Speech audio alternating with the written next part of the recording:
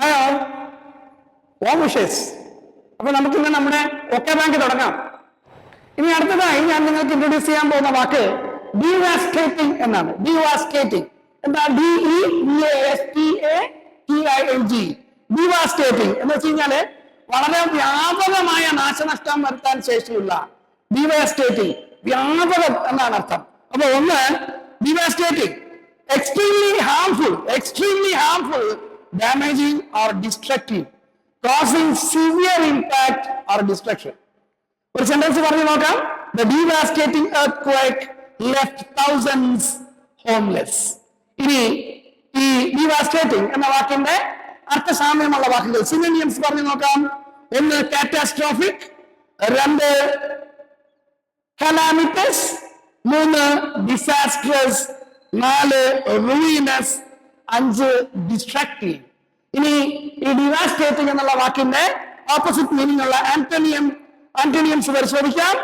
ഒന്ന് ബെനിഫിഷ്യൽ, രണ്ട് ഹെൽപ്ഫുൾ, മൂന്ന് കൺസ്ട്രക്റ്റീവ്, നാല് പോസിറ്റീവ്, അഞ്ച് മൈൽഡ്. ഈ വാക്ക് പഠിച്ചില്ലേ? ഡിവാസ്റ്റേറ്റിംഗ്. ഇനി അടുത്ത വാക്കിലേക്ക് നമുക്ക് പോയാലോ? അടുത്ത വാക്ക് ഡിറ്റോണേറ്റഡ്. DETONATED. ഡിറ്റോണേറ്റഡ് എന്താ? ഡിറ്റോണേറ്റഡ് എന്ന വാക്ക്, ഡിറ്റോണേറ്റ് എന്ന വാക്കിന്റെ പാസ്റ്റ് ടെൻസ് ആണ്.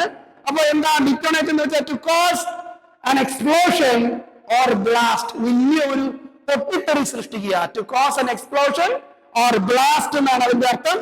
Sentence: The bomb detonated in the abandoned building. ഇനി നമുക്ക് ഈ വാക്കിന്റെ അർത്ഥസാമ്യമുള്ള വാക്കുകൾ പരിശോധിക്കാം. ഒന്ന് എക്സ്പ്ലോഡഡ്, രണ്ട് ബ്ലൂ അപ്പ്, മൂന്ന് ഇഗ്നൈറ്റഡ്, നാല് ട്രിഗേർഡ്, അഞ്ച് ആക്ടിവേറ്റഡ്. ഇനി നമുക്ക് ഡിറ്റോണേറ്റഡ് എന്ന വാക്കിന്റെ വിപരീതാർത്ഥമുള്ള വാക്കുകൾ നോക്കാം. ആന്റോണിയംസ് പരിശോധിച്ചാലോ? ഒന്ന് ഡിഫ്യൂസ്ഡ്, രണ്ട് ഡിസേബിൾഡ്, മൂന്ന് ഡിഫാംഡ്, നാല് സ്റ്റെബിലൈസ്ഡ്, അഞ്ച് ന്യൂട്രലൈസ്ഡ്. ഇനി നമുക്ക് അടുത്ത വാക്കിലേക്ക് മെല്ലെ കടന്നാലോ? അടുത്ത വാക്ക് ഞാൻ നിങ്ങളുമായി ഷെയർ ചെയ്യാൻ ഉദ്ദേശിക്കുന്ന അടുത്ത വാക്ക് എസ്കലേറ്റിംഗ്. ESCALATING. എസ്കലേറ്റിംഗ് എന്ന് വെച്ചാൽ എന്താ? എസ്കലേറ്റഡ് അല്ലെ? അപ്പൊ എസ്കലേറ്റിംഗ് എന്ന് വെച്ചാൽ escalated means past tense of escalate, escalating അതിന്റെ കണ്ടിന്യൂസ് ആണ്. അപ്പൊ to increase or intensify in severity, size or complexity. ഇനി the conflict escalated into a full scale war.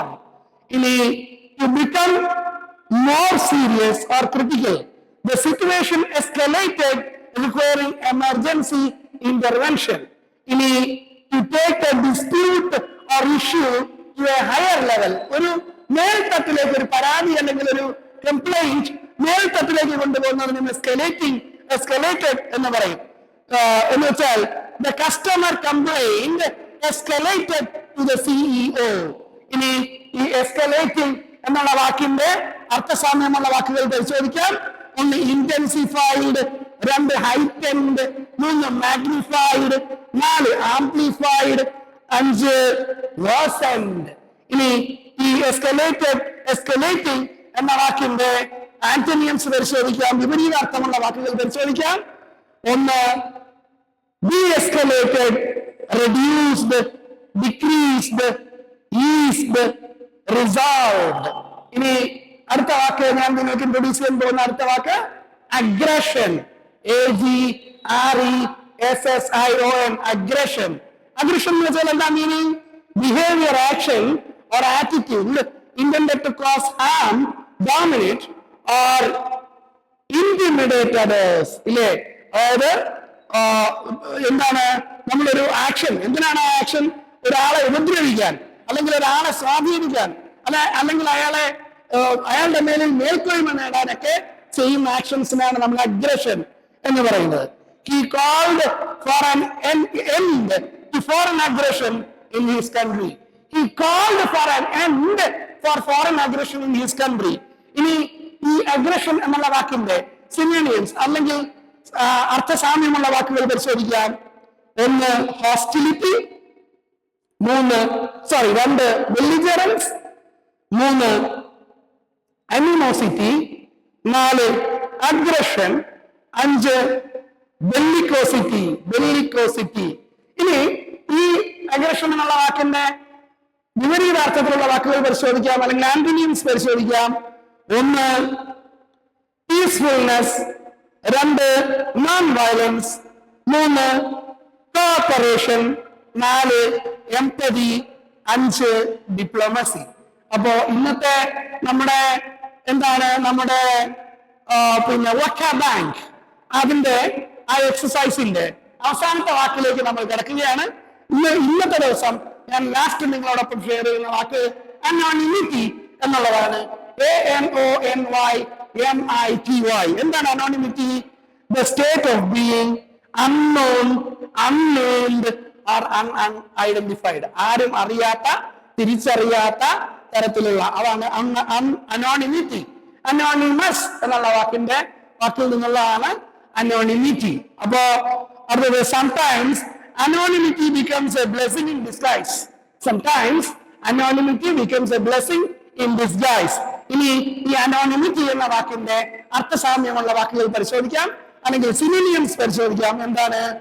1 നെയിംലെസ്നെസ്, 2 ഒബ്സ്ക്യൂരിറ്റി അല്ലെങ്കിൽ സീക്രട്ടീവ് എന്നാണ്. ഒബ്സ്ക്യൂരിറ്റി എന്നുള്ള വാക്കിന്റെ സീക്രട്ടീവ് എന്നുള്ളതാണ് അതിന്റെ അർത്ഥം. അടുത്തത് ആന്റോണിം അല്ലെങ്കിൽ വിപരീതാർത്ഥത്തിലുള്ള വാക്കുകൾ നമുക്ക് പരിശോധിക്കാം. അത് 1 ഫേമസ്, 2 പോപ്പുലർ. കഴിഞ്ഞ എക്സസൈസിൽ ഇതിനു മുമ്പ് ഞാൻ എടുത്തിട്ടുള്ള വൊക്കാ ബാങ്ക് എക്സസൈസുകളിൽ നിന്ന് വ്യത്യസ്തമായി പുതിയൊരു സംഭവം കൂടി വരുന്നുണ്ട്. ഇന്നത്തോടുകൂടി അത് കൂടി നിങ്ങൾ പ്രാക്ടീസ് ചെയ്യാം. ഇനി മുതൽ എല്ലാ വൊക്കാ ബാങ്കിലും നിങ്ങൾക്ക് ഒരു അസൈൻമെന്റ് കൂടി തരുന്നതാണ്.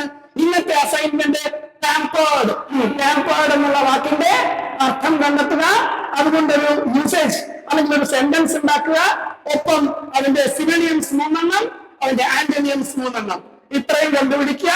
നിങ്ങൾ ഇതിന്റെ കമന്റ് അല്ലെങ്കിൽ ഈ യൂട്യൂബ് വീഡിയോയുടെ കമന്റ് ഇതിന്റെ ആൻസർ നിങ്ങൾ ടൈപ്പ് ചെയ്തിടുക. Okay, thank you very much. Best wishes to you all.